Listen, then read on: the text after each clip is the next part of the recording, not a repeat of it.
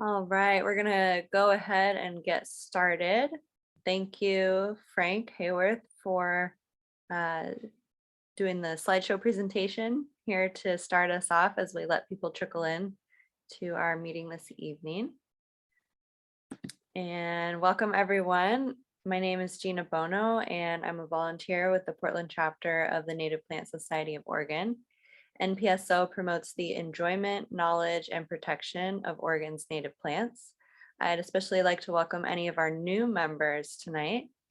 As part of our mission, we present a speaker each month on timely topics of botanical interest.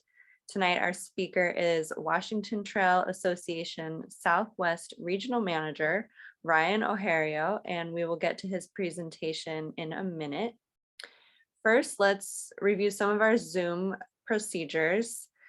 Please leave your audio and video turned off during the program. After the presentation, we'll have time for everyone to unmute and turn cameras on. And this is our time to introduce ourselves and for everyone to connect with each other virtually and to meet any of our new members this evening. If you have a question during the program for Ryan, you can click the chat button at the bottom of your screen to type it into the chat box. Ryan will pause throughout the talk to address those questions. We have also added a closed captioning feature. Click live transcript to enable that feature. Looking ahead to November 10th, our virtual program will be with author and photographer Mark Turner, whose talk is titled Wildflowers of Goat Rock Wilderness. Please register for that through our quarterly Calicortus publication or through our meetup page.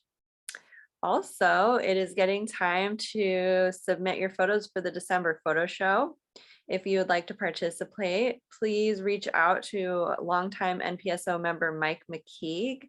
His email is mmckeague, that's mmckeag @gorge.net for instructions on how to submit. Submissions are due by December 5th. Additionally, we are currently seeking a president, treasurer, and field trips coordinator for the Portland chapter. When these members step down from their roles in February, we will need to fill those roles. So if you are interested and you have useful skills and would like to participate, now is the time to come forward and get a hold of us. You can email us at npsopdxchapter@gmail.com. And lastly, we're also looking for more field trip leaders and destinations for next spring and summer. If you're interested in that, we will be meeting in January to plan, and more details on that process will be out in the December Calicortus publication. Okay, with that, I am going to turn it over to Portland Chapter Treasurer Lisa Shaw, who will be introducing our speaker tonight. Welcome, Lisa. Thank you, Gina. Lots coming up before our year ends. And just a quick note, Gabriel and I have put together a seed gathering and storage workshop that will be held next week at the Ray Selling Seed Bank at PSU. And we submitted it on Meetup. So if you want more information, you can contact the NPSO chapter email or one of us, either Gabe or Lisa. So, but tonight we are excited to have a new speaker, Ryan Ojerio. And as Gina mentioned, he is currently the regional manager for the Washington Trails Association. And he's worked with the Washington Trails Association for the past 14 years, building and stewarding trails in Washington and other surrounding areas. Tonight, he's going to show us 3 different regions where he has worked. As we will find out, he has a lot of experience in trails and a variety of trails. Prior to coming to the Pacific Northwest, Ryan studied and did his undergrad at Michigan State in biology. There he also researched genetic markers of rare species. So maybe he'll help some of us in the MPSO with that as well. After moving to Oregon to study and do his graduate work at University of Oregon, he became involved with the Northwest Youth Corps, and he worked on trails, building and repairing throughout Oregon, Washington, and Idaho. He also taught a program called Outdoor Pursuits Program at the University of Oregon. So he's performed studies and maintenance on several regional trails, and he has broadened his perspective on the design and purposes of trails. One of his notable accomplishments in the mid-Cascades of Oregon may offend some of us, but it was to volunteer on the Oak Ridge West Fir Community Trails Committee for the BMX bikes. There, he is planning efforts helped establish a world-class biking destination. And maybe he'll give us an update on the Cedar Creek fire and how that impacted trails. Ryan's experiences and approach to trail-based recreation has been influenced by his undergrad studies in ecology and conservation biology, as well as his master's degree work in community and regional planning. Ryan's broad scope on recreational trails in the Pacific Northwest and the planning and management of a variety of trails has been influenced by his own personal experiences as well.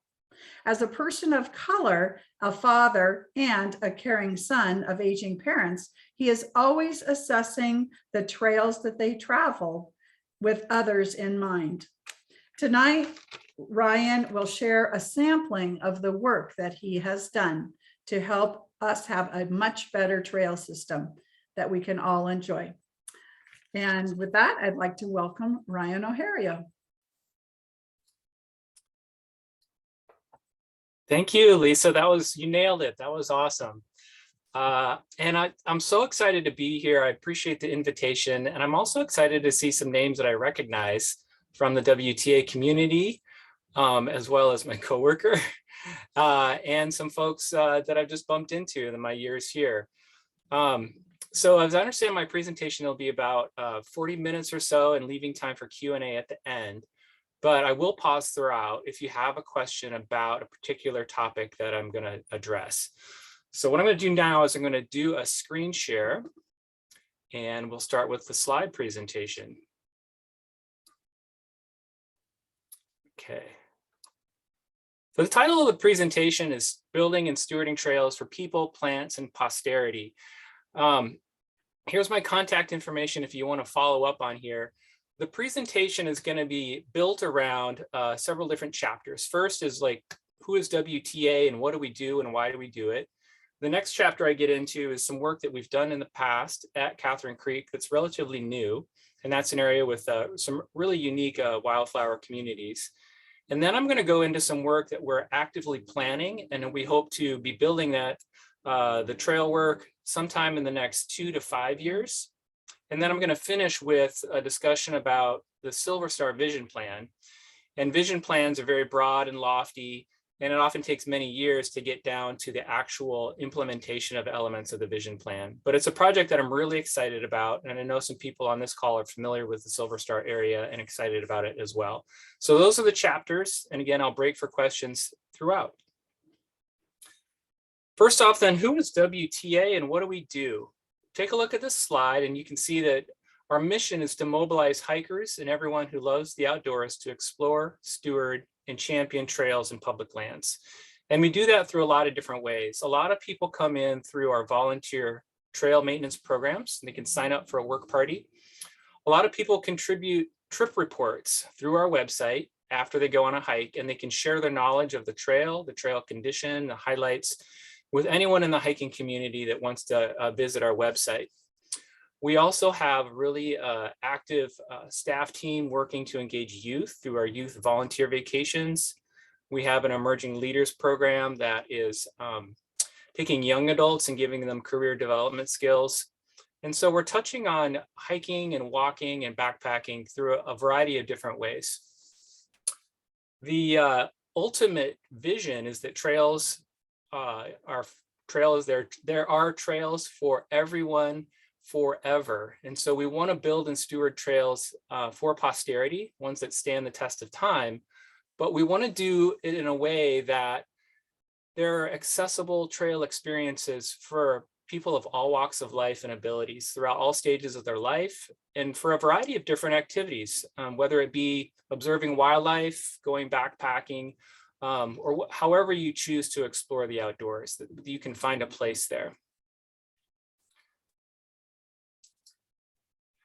I want to focus next on a few of our campaign areas, and this is areas where we focus our attention and prioritize our resources.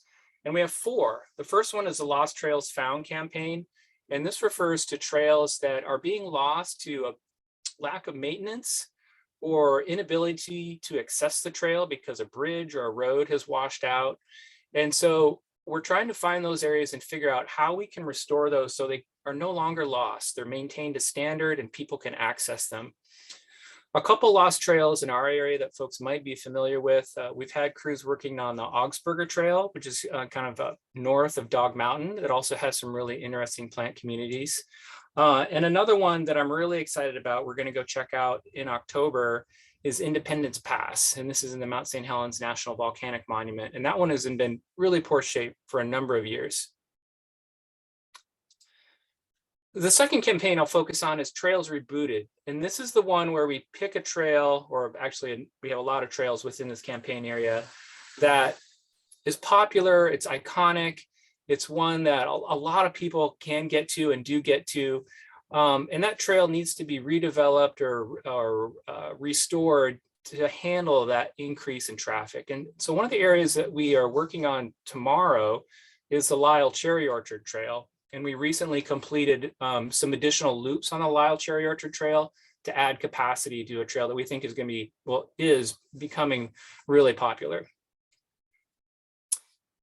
that one's got some invasive weed issues, as well as some sensitive plants. The third one of the 4 is our Trail Next Door campaign. And this one focuses on trails that are like literally next door or in people's backyards. So trails in urban spaces. And I'm thinking about Lacamas Park, Vancouver Lake, Whipple Creek Regional Park, and even Ridgefield National Wildlife Refuge. It's one of those urban refuges, and we did a lot of work on the Oaks to Wetlands loop, where they're doing a lot of native plant restoration and noxious weed eradication. And so if you haven't made it out to the Oaks to Wetlands loop, definitely check that one out. And then the 4th campaign that we have is the Trails for Everyone campaign. And this one is sort of like the circle that encircles all the other 3 place-based campaigns. And this is the idea that we recognize there are barriers to getting into the outdoors, and those can be financial, those can be historical biases, and any number of barriers that people encounter, and sort of looking at ways that we can help people overcome those barriers to get everyone outdoor to enjoy the benefits of being outside and enjoying trails. So that is a little bit about WTA.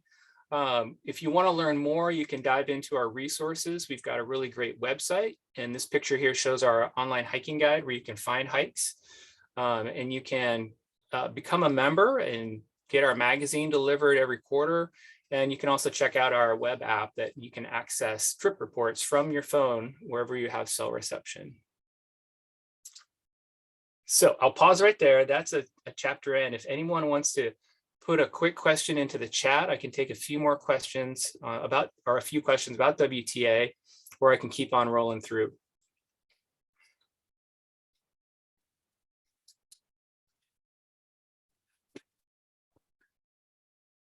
Well, Ryan, I haven't seen any questions come in yet, but I have 2 prompts that maybe you can just put in the back of your mind and maybe you will get there. In the first section, the Lost Trails campaign, what do you know about the Skyline Trail, and are they looking to redo that one so it's more accessible? That is outside of my region, I believe. I don't know about that one, but I guess it is in Oregon. So, okay. oh, We'll put that one in your hat then for later. yeah, I am very much Clark County, Skamania County focused. So thank you, Oregonians, for coming to my presentation. And then just the other one, maybe again, during our open discussion, I know that I and other organizations I work with are really interested in different surfaces that are both pervious and ADA approved. So if you can address that now, or maybe again, we can address that later. Oh, that is let's touch on that right now real quick, but there are trails that we've worked on where we are trying to create a surface that is either ADA compliant or at least barrier free. That makes it easier, even if it's not ADA compliant. Some examples are Sam's Walker in the Columbia River Gorge National Scenic Area, as well as the Vancouver Lake North Trail. But that is an area that I'd love to learn more about the engineering of those surfaces and how to cost those and how to fund those, because there are places in Silver Star, which maybe I'll circle back to, where I think there's an opportunity to create surfaces like that that make the trail experience more accessible to folks. All right, thank you very much. Okay, let's move ahead then. Before I get into those specific places, I want to talk about like what makes a trail that's will last for posterity and stand the test of time. And one way to think about it is the specific trail shape is being resilient, and sustainable is a buzzword, but really it resists change and it can handle a lot of impact, whether it be from a lot of people walking or mountain biking or equestrian use or wheelchair use.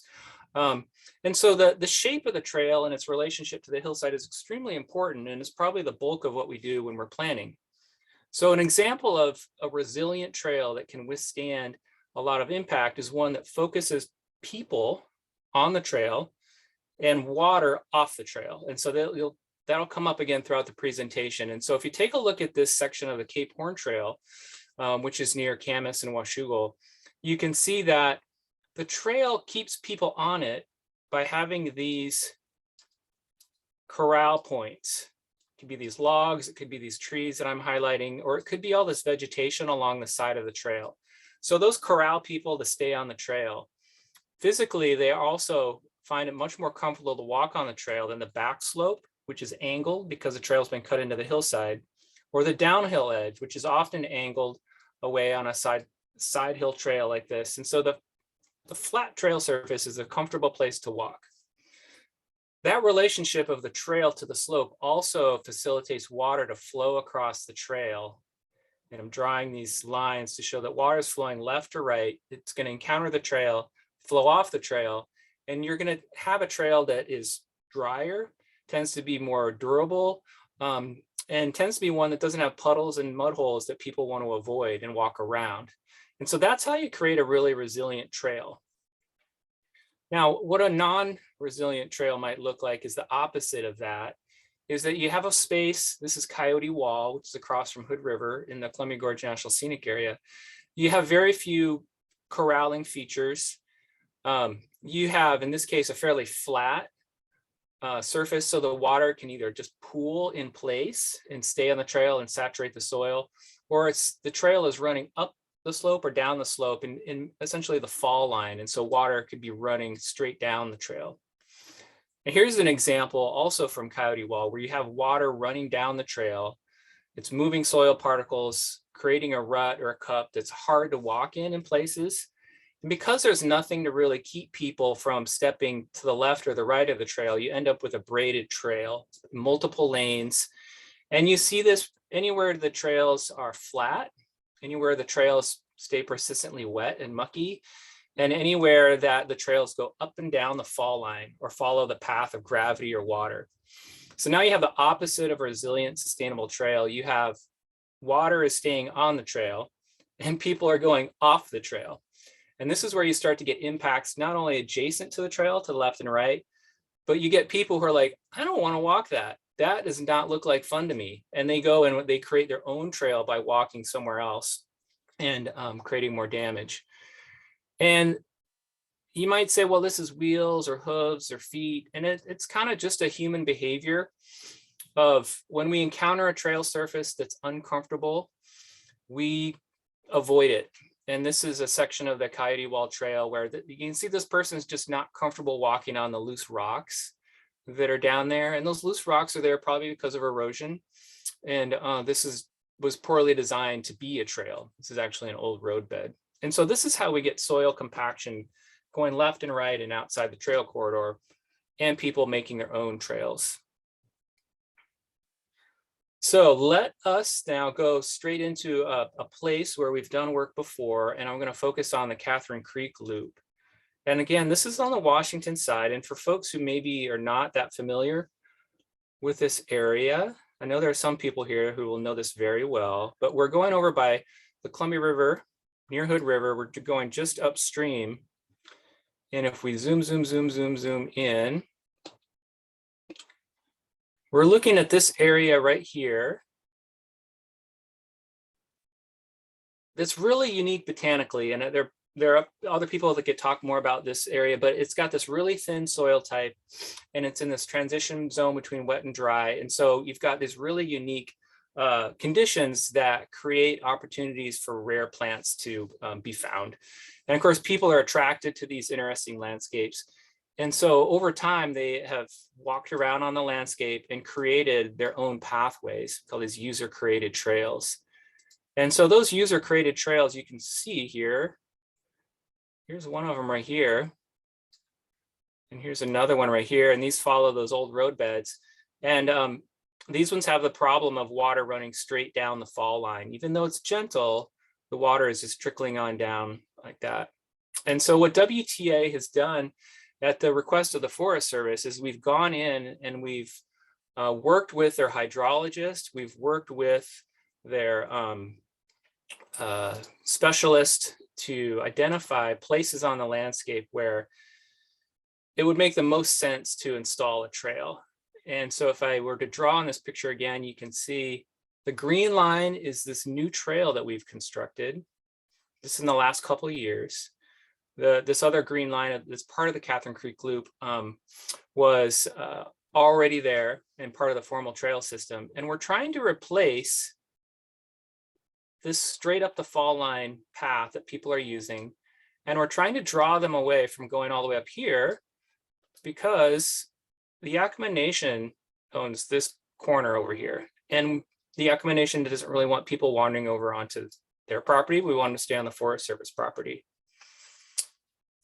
The challenge here is that we're trying to design a trail that people want to walk on and doesn't impact the plant communities. And I talked about how it widens when it's uncomfortable to walk on. This is what an area looks like that was already there before we built our new trail. This is a different trail, but you can see the pattern of compaction to the left if you look really closely, because people are avoiding all these rocks.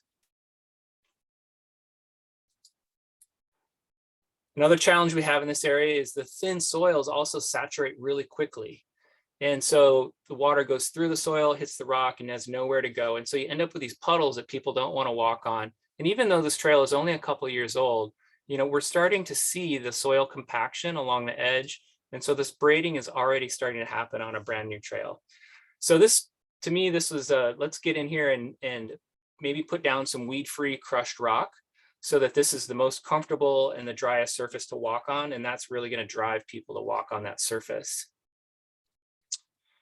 When we're building these trails, we're often looking for ways to avoid the most sensitive habitat, which in this case according to the biologists I talked to in this planning process, was these more moist areas on the landscape. So stay out of those. And then also looking for features that will cause people to walk on the trail. And so I snake the trail right through here so that people are corralled by not wanting to walk on this rocky talus. And so we're clearing away some of the rocks, so people are going to really be, this is where they want to walk. And then on here, you can see where we're trying to get that cross slope drainage. So it took quite a few visits to wander around and look at the landscape with the specialists and talk to them and look at their maps and figure out where that trail should go. In some cases, we can use terrain features like these really interesting round hills, and a geologist would probably tell me how these formed. But what we did was we wrapped the trail around the side, and what that does is it creates that uncomfortable to walk slope on either side of the trail, and we have a narrow, flat, comfortable spot to walk. And again, we're avoiding the lower, wetter areas that are on the downhill side of these slopes. And so we're hoping that people will stay on this trail and not braid it like some of the other examples that we've seen. An area that we haven't built that's also in the Catherine Creek zone is the Tracy Hill Loop. And this one has been approved. We're in the design phase. And the challenge here is that we have a really great side hill to work with that can get water to shed off the trail. But we have an existing user path that goes all the way up and comes around to the top of Tracy Hill and then back all the way down towards that Catherine Creek Loop. And so what's really challenging in this area is figuring out how do we avoid impacting any new areas when we build this new trail, but at the same time, try to create a trail that's not going to invite water to run down it, and that is going to be pleasant to walk on. And so when I'm out there measuring the different slope angles and so forth, I'm looking at this user created trail that's not officially part of the system and asking myself, should we include this as the formal official trail, and what will happen into the future? And we have a situation here where the trail itself is 33% straight up the hill, and the prevailing hill is 33%. So this is a fall line trail. And you can see the evidence that it starts to deteriorate and lose its shape as people are squishing through the mud in the winter season. And if you were to look really closely, you can see some compaction happening on the side of this trail. So this is an example of an unsustainable trail, and we have to look for an alternative. Interestingly, on the exact same user path, we have some places where the trail configuration is really resilient and is what I would consider sustainable. So here we have a 25% trail grade descending down this hill, which is a little steep, but not horribly steep. But the side slope is 46%. So we got about a 1-to-2 ratio of trail grade to side slope. And so we have a fairly strong gravitational pull that's going to want to pull water off of there. So I'm thinking to myself, yeah, we can keep this section of trail and not impact anywhere else on the landscape. And so if I were to, let's see, go back to this, you can kind of see in here, like, this is really steep to walk up and very much prone to erosion. This part, not so much. But then I also know that this is a draw and this gets really wet. And I talked to someone, I think it was Barbara, I'm forgetting her name, but she said this is an area that's likely to have rare and sensitive plants. So I was like, all right, it's too steep here. Maybe we can come out here and do a switchback. Maybe we can put it in here and do a switchback and come out above the wet area and do something like that.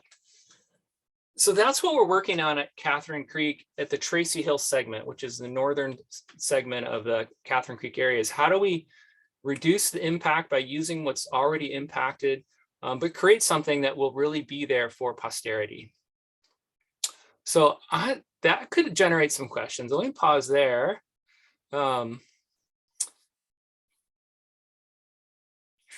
These are some good general questions that I'll Oh, come back. can you see the chat at all?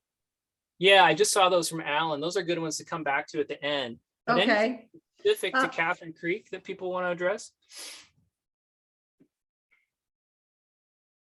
Well, there are a lot of people. I have yet to be at Catherine Creek, so there might be some people who go there regularly.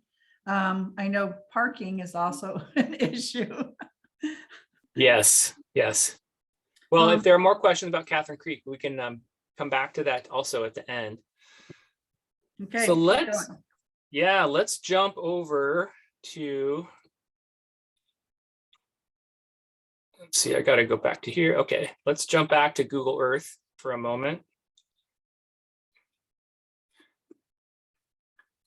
Okay, so that is the Catherine Creek area. Again, it's upriver from Hood River. Now let's go downriver and let's head down to Beacon Rock State Park. And hopefully you've been to Beacon Rock State Park. It's an incredibly beautiful place.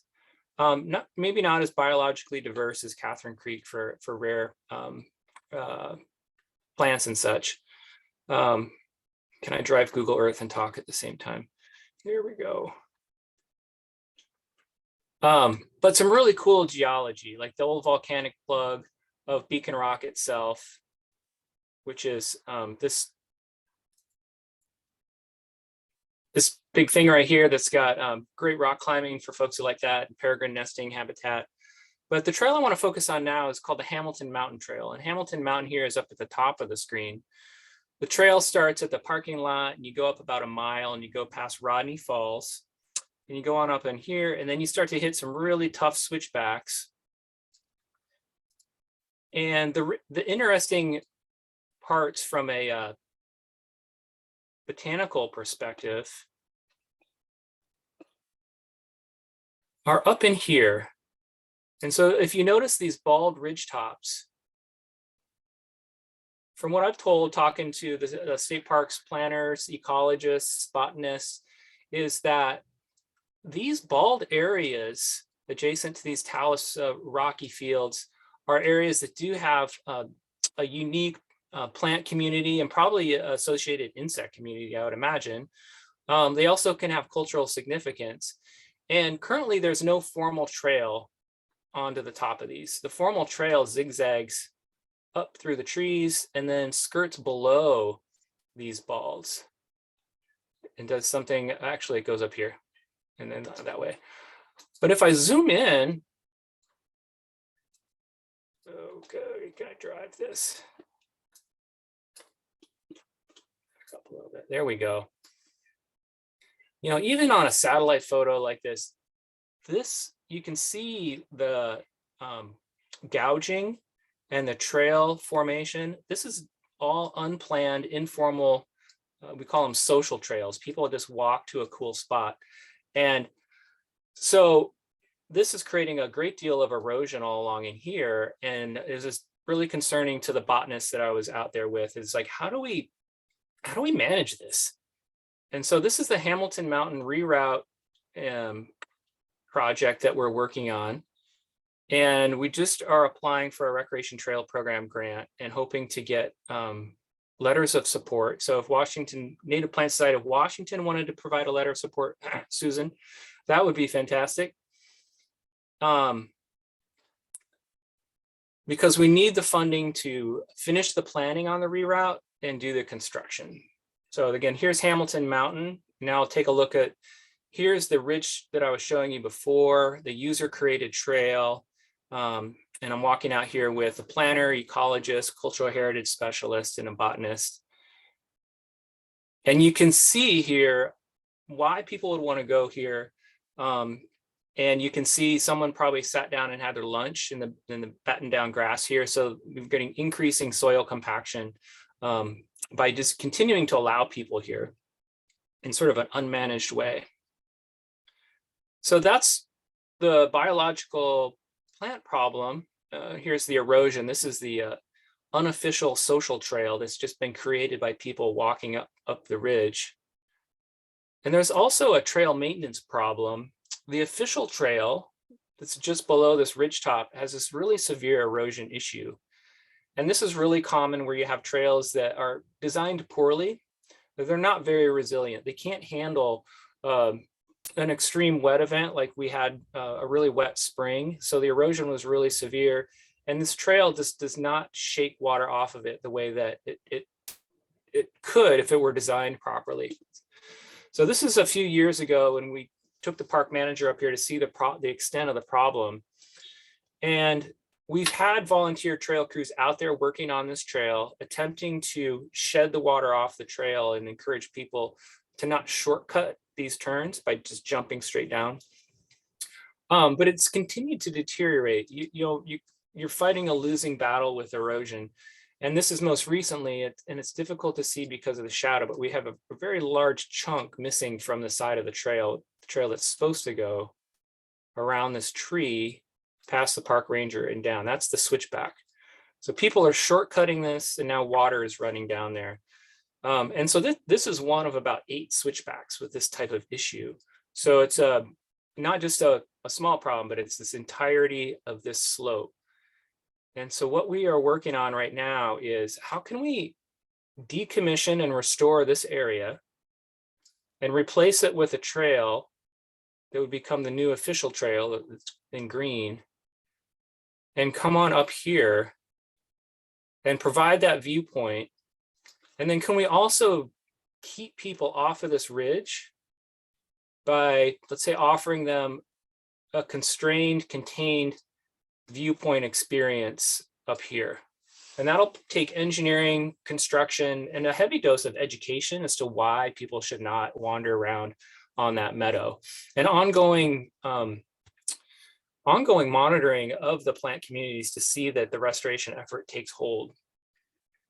So we're really excited about this project to kind of combine the engineering aspect, the restoration aspect, with the modernization of this section of trail, which is a modern trail designer would not design a trail this way unless they absolutely had to. So that one is one, again, I'm hoping 2 to 5 years that we can get that funded for the permitting and the construction. So now I was going to switch gears and talk to Silver Star about the Silver Star Vision Plan, which is the last place on our tour of places. But I'll look at the chat. Yeah, Joe's got a good question there that's appropriate for the Hamilton Mountain Project. It's, once a trail is formally worked on, how do you keep people and grade it? What steps are taken to encourage people to not go off on social trails? And, this is an area where we do a lot of looking for social trails that are starting to form and nipping them in the bud. So you can see that with soil compaction. You can see that with vegetation starting to be not as robust, usually due to soil compaction as people are cutting through. And you can get on it soon before it really starts to look like a trail. So early intervention is really key. On the Cape Horn Trail, which has a series of stacked switchbacks, we've had to go as far as putting in fencing, and even doing really aggressive restoration work. So taking sword firms from one area and putting them into that social trail. And we try not to do that because we're adding a lot of disturbance and taking native plants from one place to put them in somewhere else. But those are a couple steps. A third step that we haven't spent as much time on, but I'm really hoping that we can develop this program, is a trail ambassador program where people are at the trailhead and they're talking to people and say, hey, when you get to the switchback place, or when you get to the spot where you might see the social trail, please don't take that trail, and here's why. And so we do some of that education. So those, I think, are all 3 good steps. And I see Susan Saul's comment too. Yeah, well, I'm hoping to provide some sort of like linear bench at this viewpoint that allows a fair number of people to sit in a constrained and contained way. So let's go to Silver Star. This one is, again, we went from a project that we finished a few years ago to one that we're planning and hoping to build at Tracy Hill in the next year, to the Hamilton Mountain Project, which I think could take at least 2 to 5 years to get through the permitting process. This one is the most furthest out. we're doing a vision plan process to set some broad goals and objectives, and then we're going to work down into the actual implementation over probably decades. So I'm going to go back to Google Earth.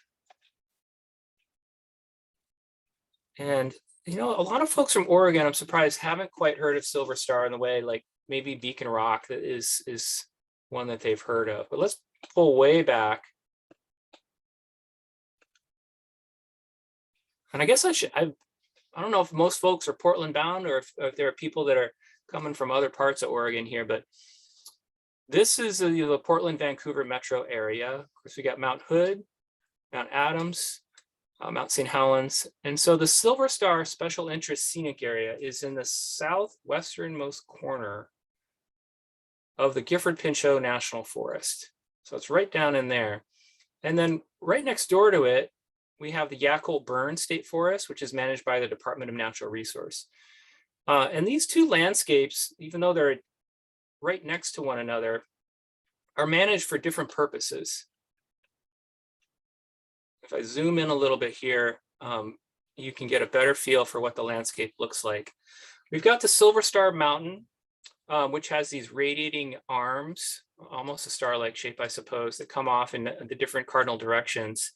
And it sits at about, a little over 4,000 feet in elevation. So it's not extremely high, but because it was impacted by the Yacolt-Burn fire, which burned pretty hot across this landscape, it never recovered the vegetation, and it lost a lot of soil to erosion. And so it's got this alpine, very alpine feeling topography to it. You feel like you're in Colorado at like 8,000 feet, or you're like above tree line. And so you have a really cool opportunity to take in these vistas that have Mount St. Helens, Mount Rainier, Mount Adams, all the volcanoes, with a really short, as the crow flies, distance from the Portland, Vancouver metropolitan area, and a pretty big population base. So again, you can get up there, and depending on where you live, like an hour and a half. But back to my point about how this landscape right here is the Silver Star Special Interest Scenic Area was set aside for those outstanding scenic, biological, cultural values.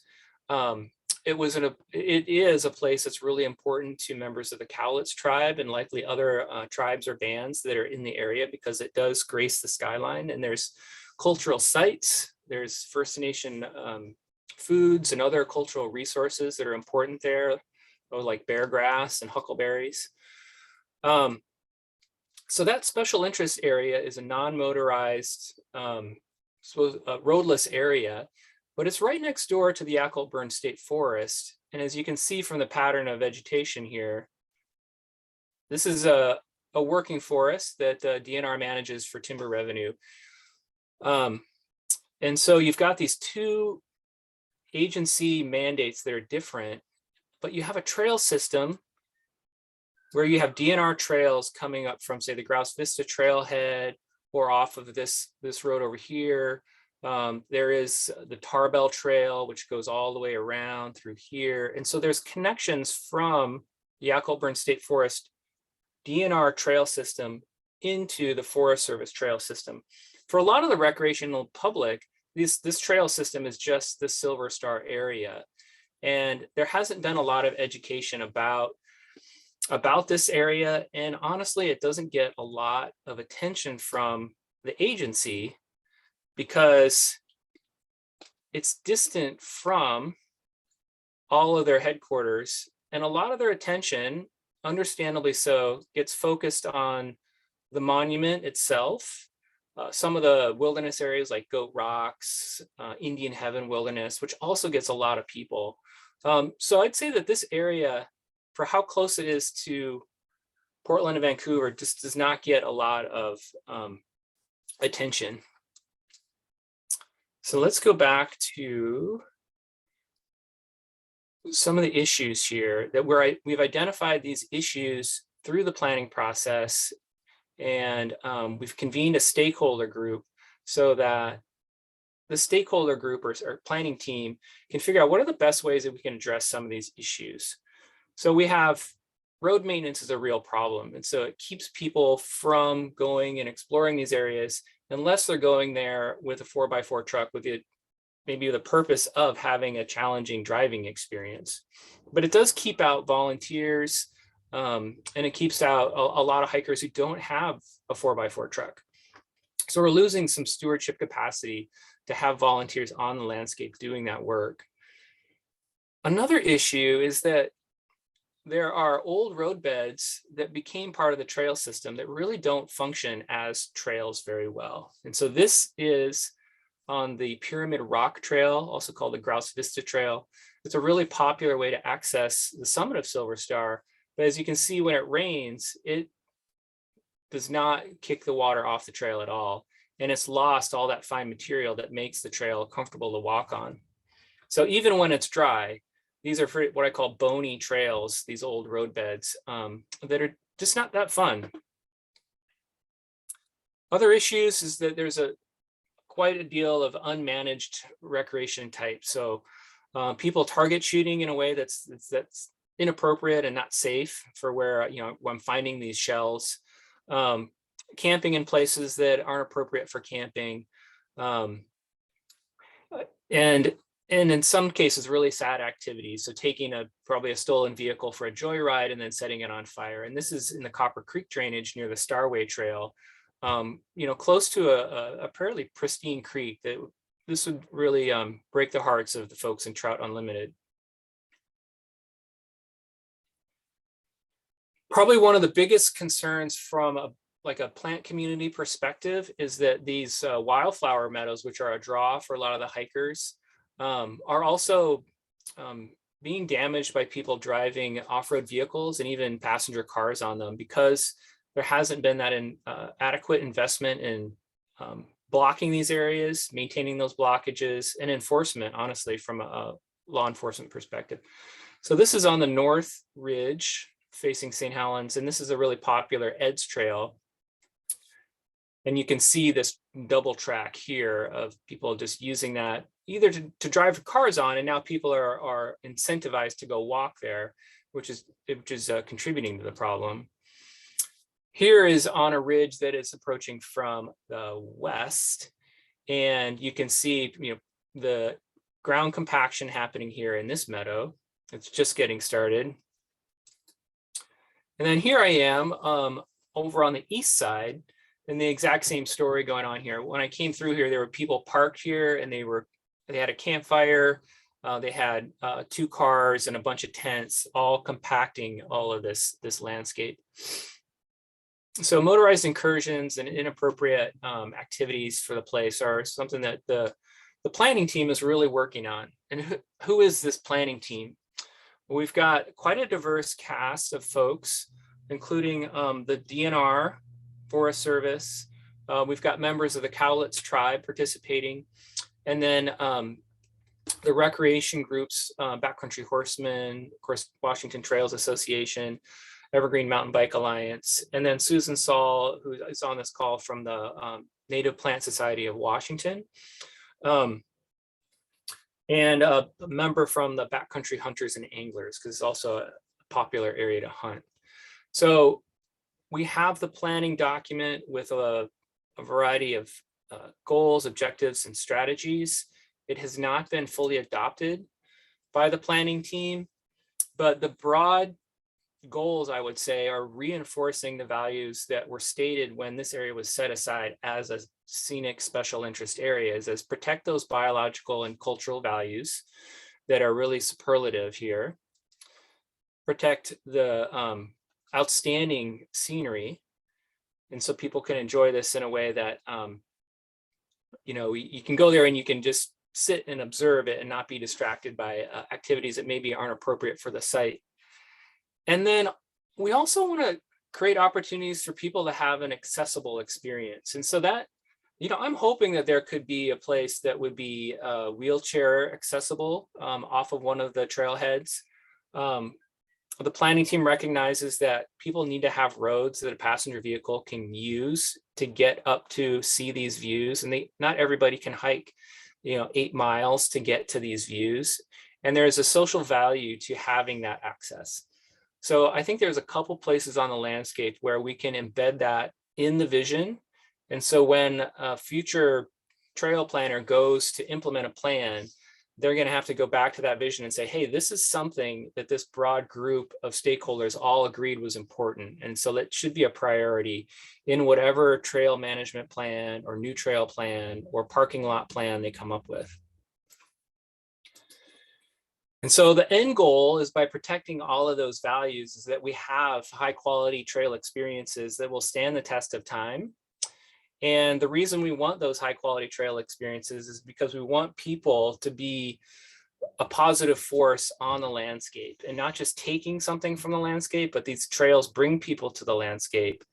They learn about the native plants, they learn about how the forests work together, they learn about the animals. And by having that understanding and appreciation, they're inspired to become either active stewards or helping to steward the landscape with their resources by donating money to important causes. So that people are really like, we use the word ecosystem service, like people are providing an ecosystem service and not just taking away. And so WTA believes that trails can be a positive part of that ecosystem, and that people can provide that positive ecosystem service if it's done well with care and thought. So that is the end of my presentation. Again, my contact information is on there if anybody wanted to follow up.